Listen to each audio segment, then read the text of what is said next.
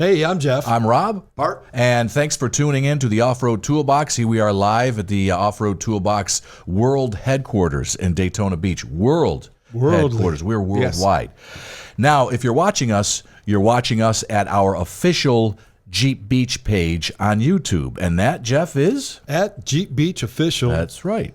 That's right. You got it right. All right. We got to practice that. Now, for those of you who are listening to us, you can see us on that YouTube channel. For those of you watching us on that YouTube channel, you can listen to us on your favorite place where you get your podcasts. Favorite podcast platform. So, again, thanks for tuning in. You guys ready for the show? Always, man. Yep. We're doing it. It's now time for another episode of the Off-Road Toolbox. A Jeepers guide to everything off-road. Powered by Best Price Trailers. Hey, guys. What's up? How's it going? It's going for me. How about you there, Mr. Rob? I'm fine. I'm doing real well right now. Good. Still a little warm out there yet. Yes. It's all right. Bring it on. I got the pool. Summertime's over. That's all I do. All right. Summertime's over, you know. What do you guys do? We're going to talk about... hang on. Wait, what? I mean, I'm having a conversation with you here. You go to the beach, you go to the pool, you're watching people get pulled out of the sand. I'm asking you, I'm trying to interact with you guys, and you're not just, robots talking about Jeeps. Just wanted to kind of keep it a little real here for a second. Yeah. So what do you guys do in the summertime? Work. We don't have a life. I got like 3 jobs. Are you kidding me? Okay. All So, right, well, but it's not, you're right. I probably work too much and do research and then have a little bit of fun. Actually, when I get to go to the lake house. That's right. You have that bougie lake house. He gets to the bougie. The bougie lake house. That is. Which you still haven't invited us I to. haven't been. Actually, we still have. Yeah. Yes, we need to do. When the weather cools down, when the weather breaks. Yeah. It's really pretty out there. Oh, especially if it stays around 80, 85. Do a trail ride and then all the swimming you can do in a crystal clear. Ooh. It is pretty. Maybe I'll actually have the Jeep fixed by then. I doubt it. Probably not. I'll just tag along with you. You talk guys. about fixing. What it, I'll do is I'll right. drive the truck and then hop in the Jeep with you guys. There we go. Okay. So all right. Now we can transition to the show stuff. So, Bart, what are we going to talk about today? Today's topic is spare fuel. Do you carry it? How do you carry it? Do you need it? Do you want it? I don't know. It's just there's so many things that you can do to carry fuel. Yes. And I kind of surprised myself because I really didn't think about it that much, but then I started looking into it and I was like, oh, I forgot about that. And so initially when I got my Jeep, so if you haven't grown up, if you're not old like us and you missed the 70s with the fuel shortage, people are having, that's where a lot of these auxiliary fuel tanks came, especially for pickup trucks. And even when my dad had a VW Rabbit diesel, right? okay. Oh, yeah. And they made one of these drop-in auxiliary fuel tanks, and you pulled the spare tire out, and then you put this in. You put the spare tire on top of the, so you didn't have really a big trunk space, but it wasn't a big deal. But the thing got 50 miles to the gallon, and then he had a range of 1,100 miles. Whoa. With that diesel Rabbit with the 2 fuel tanks. That's something else That right was there. because my dad goes, you can go to Florida and then gas up and come back, in one trip. So. So it's been around. I mean, again, fuel shortages, but for the off-road community, you need to think about, and we're spoiled in Florida because we got the Ocala National Forest. So before you hit the trails, you pull into the gas station and you fill up, and then you can go out trail riding. But if you're out west, or you're somebody that's an overlander, or actually doing other fun stuff, you need to think about how much fuel do you have and how you're going to get there, and what do you need to carry. And actually, how many people know what size fuel tank they have? I do. I do because it was in my build sheet. Yep. Strange thing that you bring that up. Here's what I got a scenario for you, and I didn't ask the people who actually did. Years ago, I talk about the Jeep that I've got. Yes. Years ago, I had the Ford 88 installed. Yes. And I don't know if they switched the gas tank out and put a smaller one in when they had to do the axle swap or not. And the reason I say that is because filling the tank up now, I thought I had the 18-gallon tank. Yeah. And I think it's not 18, it's the 14-gallon tank, I think now is what's in there. So I'm thinking, did they do that? I don't know if they... In my mind, I know how it's set up. I don't think they would because the pumpkin is not that much larger. I could have sworn that I had a bigger, I know they had, back in 97, they had the 2 different gas tank sizes, I believe. You can go the 18 or the 14. Well, you can actually go online, put your VIN in, right, and see find out what your build sheets. Okay, I could do that. And that's what I did. may be wrong. I mean, this was years ago. So do you have an 18, a 20, a 22, or 24-gallon fuel tank? See, those are the stock ones. Those are the OEMs. Well, that's now the one that I've got is not 18. Yes. I think it's less than that. And then how many people actually know their fuel mileage? I'm about 12 to 14 or maybe 15. Okay, but then what are you when you're off-roading? It goes down. Oh, it goes way down. So it goes down if you're in really soft sugar sand and you don't air down, and if you're in four-wheel drive low. So people don't realize you can be down to 6 miles a gallon. And you can go through some fuel if you're not paying attention. Again, we're lucky, but so there was a group I followed before I did some stuff out west, and it was a Jeep club, and they did once a month they did these neat trail rides. But one of their prerequisites is if you didn't have an auxiliary fuel tank, you had to carry a minimum of 5 gallons. So then how do you carry, so that's what we're going to cover is what different types of fuel jugs, different types of things, because jerry cans, right? Well, I would go with the jerry can. I wouldn't go to Home Depot or Lowe's and buy the plastic ones. The plastic ones No. because they're going to leak. They're not, and they're not designed. They're not being designed bounced around off road, and they're going to leak and everything else on it. So that's what we want to talk about is and I looked at it a couple times. I mean, I looked at the Titan. We're going to bring it up, and I looked at Are these? What's the Titan? What is the? So you're going to look at either an auxiliary fuel tank that has to be installed, or you're going to look at portable fuel tanks like the jerry cans. Right. So whether you do the Rotopacks or you do the military, gas cans, whether you do a NATO or the U.S. military ones, those are the two I'd recommend because they don't leak and they don't seal. And if you get the good ones, the Scepters, you can actually put them on the side, on the back. They'll hold fuel in any position, where other gas cans don't. So that's the other big deal. Yeah, jerry can. You take and turn it over sideways, it's going to leak. Yes. And so when we did our story about, the long-range desert patrol, the SAS guys with theirs, they carried up to 14 5-gallon jerry cans on those Jeeps. Yeah, they had to. There wasn't a 7-Eleven around the corner. No, for their range. And it's just remarkable that these, so stuff we're doing today is those guys did when the first Jeeps came out, they carried extra fuel. Oh, yeah, without a doubt. And they needed to. So, and if you're out west, like I said, that one group, and they go out, and it's pretty neat because they go out for the weekend. They go out, they camp, and they go to like these old ghost towns and mining places, and they just go and explore. And whether they go from the desert or up in the mountains, but that was one of their prerequisites. And sometimes they're gonna travel after they top off 100 miles till they get to their trailhead. Yeah. Wow. That doesn't leave you a whole lot of range, when you start thinking about it, especially when you click it in four-wheel drive and you're doing those things. So we looked at it, we've talked about it. So I think people should try to figure out what is your fuel economy, like what are you going to get, like on the highway in town, and then one of these times when you go off-roading, especially if you go to Ocala National Forest or any of these trails, gas up where you gas up, go do your trail ride, come back to that gas station, and then fill Keep it. track of the miles that you go. Just so you know. Use your odometer. Yes, and then then figure out what your gas mileage, just so you have a rough idea for here. Like I said, if you're from Florida and you're going to go to Moab, it's going to be different. Very much different. I would carry probably 10, 15 extra gallons with me. So I would invest in a Rotopack system or an auxiliary tank. So I made Go ahead. No, sorry, go ahead. No, I'm just saying there's different. We're going to cover the different tanks, the different, what you can carry. It would be neat, like when we're talking about it, are you going to go with the auxiliary fuel tank that you build in and have to install, which, or are you going to go with the portables? Because those are your two choices. Yes. So if you're going to go with the auxiliary, you looked up yours and you came up with, I did too, it was interesting. Long Range, Titan, and Genrite are the ones here made in the USA. Yes. Now, this is for which Jeep, Jeff? You've got all of them. All of them. YJs. Yes. So what is JKs. the Titan? What is that particular? The Titan is one that goes on your spare tire. Okay. So it actually is a 12-gallon tank that mounts to your spare tire rack. Well, you got the Gladiator. Where would that go on the Gladiator? It would be an extra tank that mounts up underneath. Up underneath. Okay.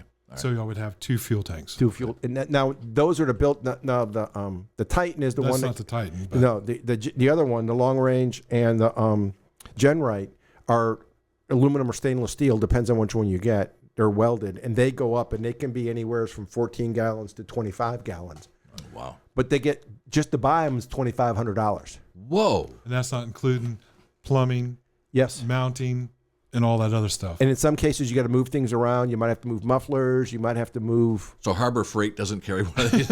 Not yet. No. Give it time. Chinese tool world? Now, we tease here, but in Australia, ARB makes auxiliary fuel tanks, and I guess they don't sell them here, but ARB makes them. In Australia, it's a big market because of the terrain. It's all there's nothing there. I mean, yes, like the Simpson Desert and everything. So it's kind of cool that they have it all over, and here we are. So it's kind of always interesting.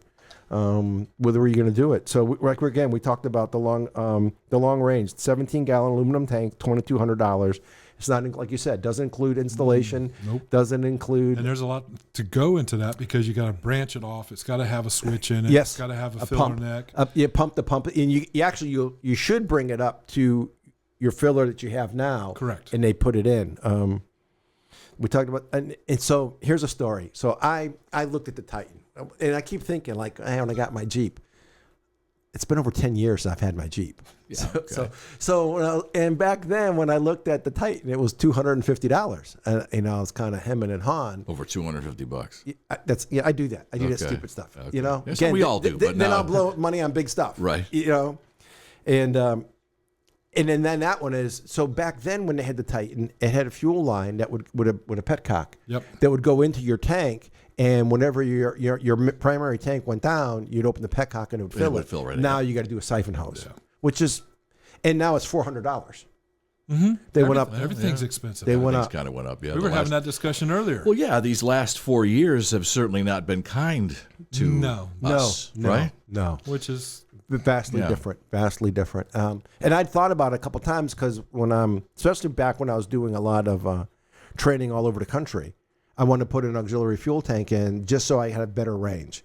And then always, again, I'm one of those guys, if I have to get home, like something happens to the family and you got to head home, I just want to be able to drive as far as I can drive. So, instead of every 200 miles or, because I only have a range of like 350 miles at highway speeds with my Jeep. So having an extra fuel tank gives me 600 miles, or better. And especially most of my trips were in the southeast United States. When I had to go up north for off-roading stuff, it was a 2-day trip. Okay. And you're talking New York. I was up in New York quite a bit, and then New England doing some stuff. But it would be nice to be able to, like from Virginia, go from here to Virginia, gas up, and if I have to come home from Virginia straight down. So I didn't. Yeah, but you still have to stop. And even if you had gas, is there an automatic way for that to kick over? Now, if you have the Genrite or the long range one, you push a button. Push a button and it fills up for you? It transferred a tank over. Can you do it while you're driving, or do you have to stop? No, you can do it while you're driving. Yeah. You can? Okay. Yeah. Think about the semi-trucks. It's the same thing. See, I didn't even know They that. they take and just flip it over to the auxiliary tank. Gotcha. Okay. Cool. Something I didn't know. It's good to know. When I was in Iraq, we had Toyota Land Cruisers, and we had dual tanks. And all we had to do is push the button, and it would go through our secondary tank. So, and that was something to think about. Now, that system is how much? So you're looking at, again, $2,200. Right. And a Genrite, which is either a 20 or 25 gallon. So, I would go with the 20 or 20. If you're going to spend the money. If I'm going to spend the money, I'm going big. You're going, yeah. And they start at $2,200 too. Mm-hmm. But with theirs, you got to relocate your muffler. With the Genrite, where the other one you don't. So there are going to be some modifications. Okay. Well, even if you put it into the TJ, yes, you have to cut the back deck to set it in. Otherwise, it won't fit. Really? Yeah. Yeah. So you got to tear it up to fit that in there. Mm. And there are some. There are some that will mount under. Yep. Okay. But it takes up everything, and you don't have the clearance. Now, I mentioned earlier I have the 8.8, the Ford 8.8. Now I wonder if that changes everything altogether, because there's a whole truss. Everything is different. Yes. The kit itself. You would probably have to mount it in the trunk area. In the trunk area. And what I haven't found, back when I bought my Jeep, I was looking, and you could replace your OEM tank with a bigger one, but I didn't find it when I'm doing my research this time. No, I didn't see it like either. that. So but 10 years ago, I could have bought a 35 or 40 gallon tank. Right. That was OEM. And I don't see those anymore. I don't know what happened with it. The company went out of business. They just didn't sell. Wasn't profitable. So I think then basically I'm guessing that a jerry can or one of the cans that just fits in the spare tire area, that's probably the best for a TJ, right? For or TJ, something. for TJ, JK, JL, yes. Okay. For the Gladiator, you can go two ways. You can do the undermount extra tank, or you can put it in the bed. Yeah, you can put a fuel tank in the bed. Now I've seen that. Yeah, you can do that with any truck. Yes, right. Really. Exactly. Yes. Yeah. You just got to find one that fits the way you want it to fit, but I don't know if I would do that. You're giving up your trunk Because you're giving up space. your bed space. Yeah. And there's not a lot with the Gladiator. 5 foot. 5 foot. Yeah, so you're talking maybe 3 feet then. Yep. Maybe 4 foot. 4 feet. Yeah, foot usually be a it's foot. only about a foot deep, Okay. and they go up to the bed rail. So one of the most common for the off-road community is Rotopacks. Yep. And they're usually red. they're red, and they come from 1 to 4 gallon. Yep. And so I did get one of those. So I broke down. Oh, so you did? Oh, I got the is it on Rotopacks. now? No, I didn't put it on. No. I'm looking out the window. I don't see So anything. no, Okay. so I actually bought I got again me shopping for deals. Yeah. Good old Garrett at 4 Wheel Parts hooks me up when there's a special, and I'll so I've had the Rotopacks now. Those are probably 10 years old because I had probably within the first year I got the Jeep. So what do you got? How many do you have? I have 2 3-gallon ones, and then I have the mount that goes on my spare tire.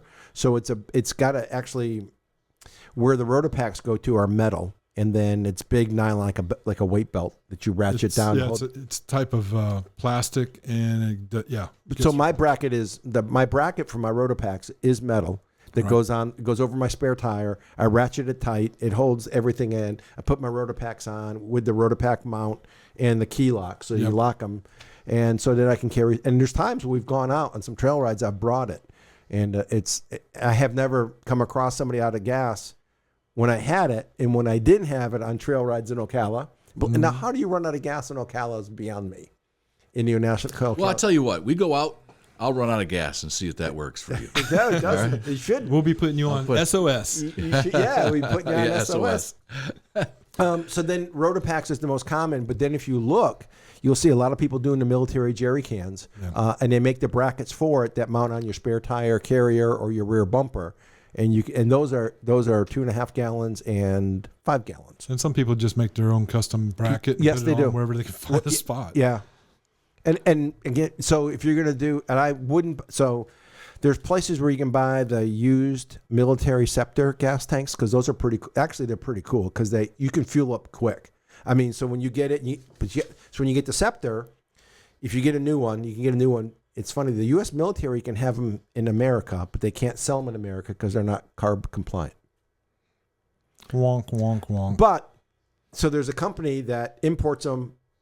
They're in Buffalo, New York. So they go across the bridge. Hey, load my truck up with, and they bring them over, then they sell them, So, Scepter is the name. Scepter is the military tank. Now, Yes. what's a military tank? Is it's like a jerry can, but is It's it a can? It's the plastic. See, we don't metal. have here. Why don't you hand me that over here, and I'll put it on the camera, or put it near Put it near that. Let me see. Hang on. It got everything there. You got the Titan there. There You we got go. the Gen That's- right there. Okay, You what's the top one? flip it around. The top Which one? So if you flip it back, the top one is the Scepter. That's our current U.S. military. Okay, that's the Scepter. Those That's look the like Scepter. okay, and the bottom one's a jerry can. The bottom one is the NATO version of it. Okay. And they All right, pretty so they're much both they Scepters. sell pretty close for prices. Okay. I would buy. And how do they fit on? You have to get a bracket. Okay. You have to get a bracket of some sort to get them. Okay. And those will make the difference in the world. Like I said, so if you have 2 of those, you get 10 gallons.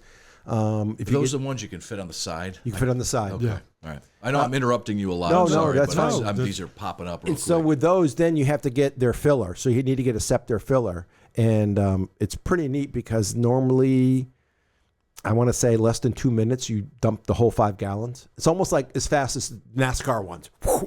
It really moves the fuel. It does move it. It does move the fuel. Well, And that- stop and think. It's for the military. Yeah. So And they if they're need if they're You're in battle. man, you got to get going. So see, that's the route I would probably go if I were to have, and I'd mount it along the sides on the TJ. Mm-hmm. Just got to be careful because you got your vibration. Yes. Then it'll tear the body.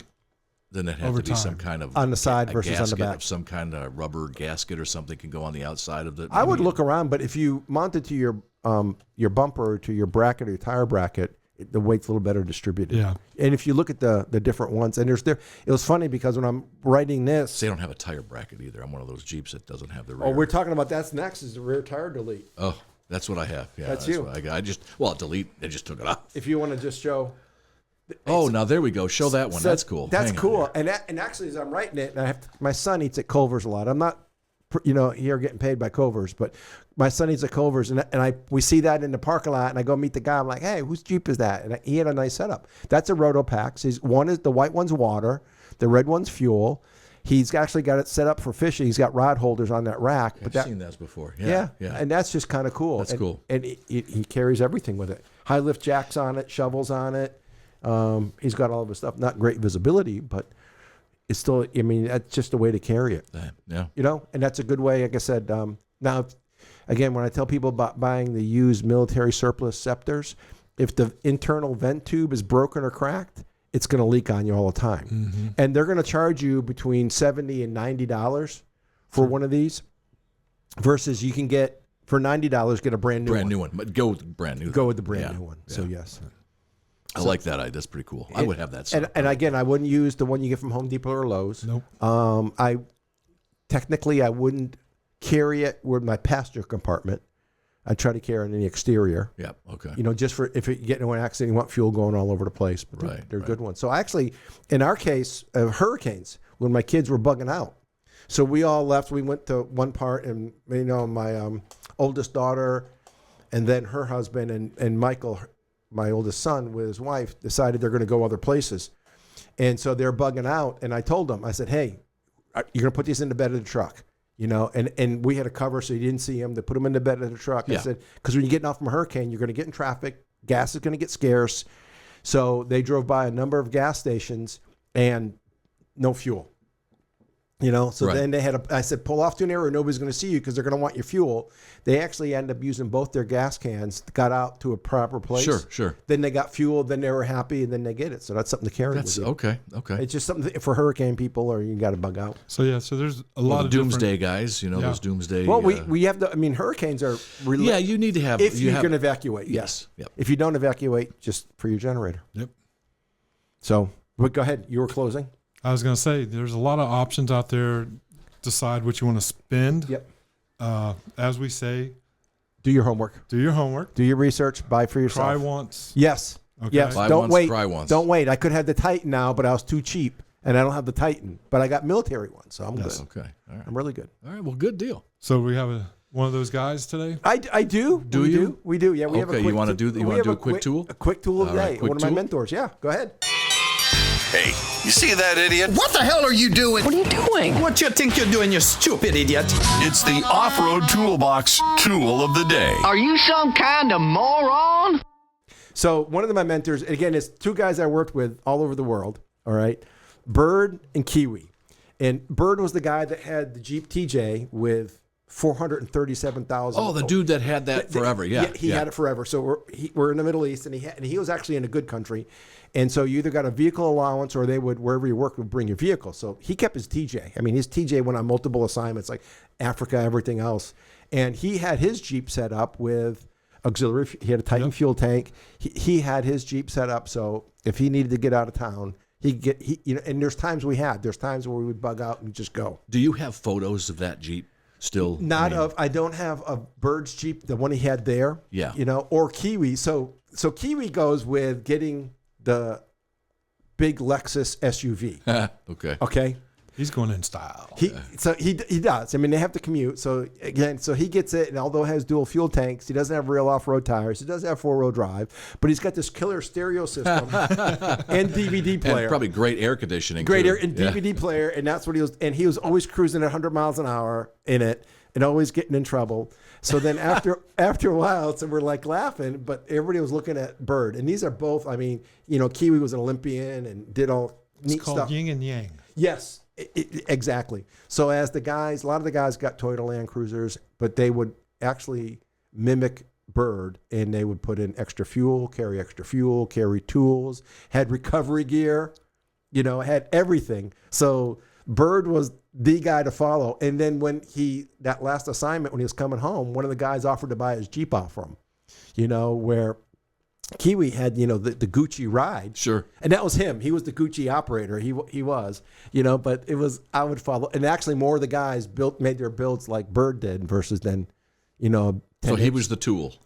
Kiwi with his 10-inch DVD screen, watching movies, cranking everything. Going across the desert. Nice air, 100 mile an hour. I'm not kidding you. Meanwhile, your other buddy with the nice TJ is that just 70. He's roughing it. Just 70, going around. Yep, loving steady. Life. So with the best Jeep ever made era. Yeah, really it is. It yeah. is, yep. So with that, let's call it a day. We'll call it a day. All right, guys. Thanks for tuning in. Thank you, everybody. We'll see you soon. Bye now. And there you have it. Don't you feel smarter now? We'll drop more knowledge on you soon. Thanks for listening to the Off-Road Toolbox. Powered by Best Price Trailers.